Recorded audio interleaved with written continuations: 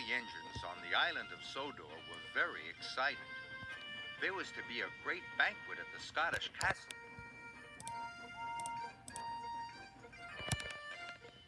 Henry loved going to the Scottish castle because on the way he puffed past his favorite tree.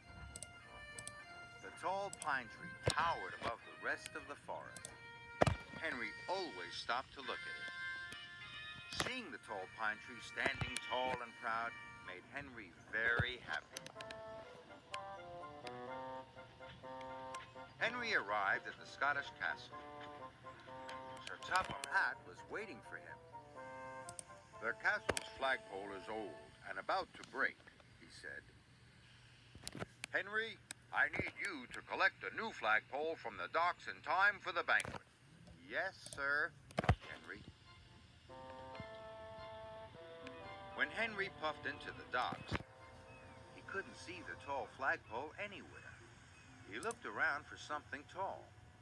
He looked above the coal cars, but there was nothing tall there. He looked at an old ship. It had a tall mast. Then Henry looked up and saw Cranky. Cranky was very tall. But Henry didn't see the flagpole. It was on the flatbed in front of him. It rolled onto the track. "Oops, sorry, matey," called Salty. "I didn't expect to see the flagpole down there," puffed Henry. "It's not tall when you lay it down, matey," said Salty. Henry felt very silly. Soon, Sir Topham Hatt arrived. "This is a disaster," he boomed. "The Scottish castle will not look the same without its flagpole." Henry was very sad. It was all his fault. "Maybe seeing the tall pine tree will cheer me up," Henry huffed. But nothing could make Henry feel better. "I wish I hadn't broken the flagpole," Henry sighed to Toby. "They could make a new flagpole out of that tall tree," Toby puffed. Henry looked up at the tall pine tree. He didn't want it to be made into a flagpole.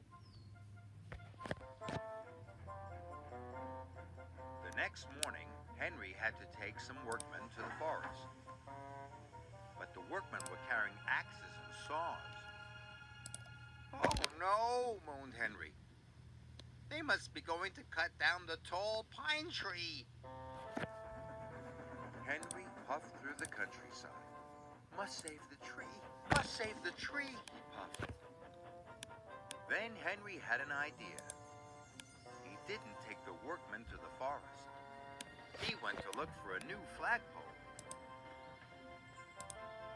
Henry saw some children waving flags, but those flags were much too tiny to have flagpoles. There was a flagpole holding up a windsock at the airfield, but that flagpole was much too short. There was a tall flagpole on the beach, but it wasn't tall enough. "Father," wheezed Henry sadly, "none of the flagpoles is as tall as the pine tree. Now I'll never save it."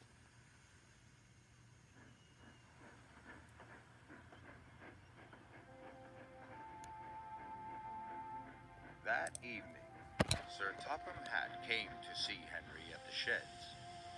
"Henry, those workmen had a very important job to do. You have caused confusion and delay," Sir Topham Hatt said sternly.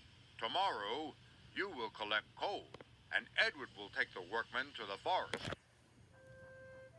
The next day, Henry was collecting the coal when Thomas arrived.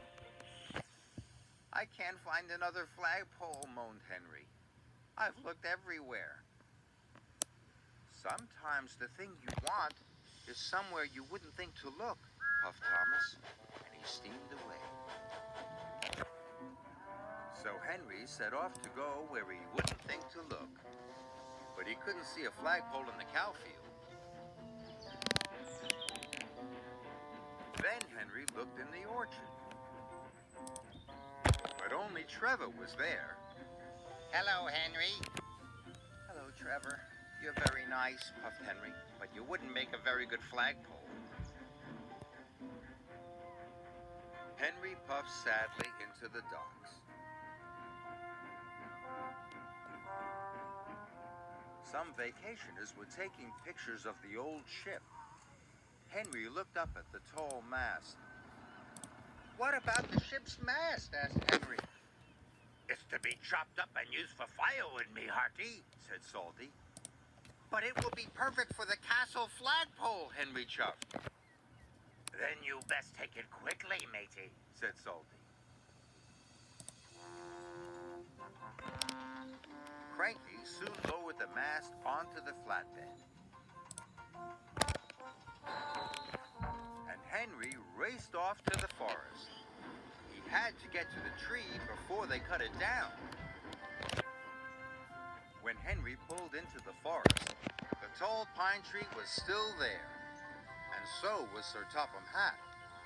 "Please don't cut down the tall pine tree, sir," chuffed Henry. "I think this ship's mast would make a very good flagpole." "I would never cut the tall pine tree down," said Sir Topham Hatt.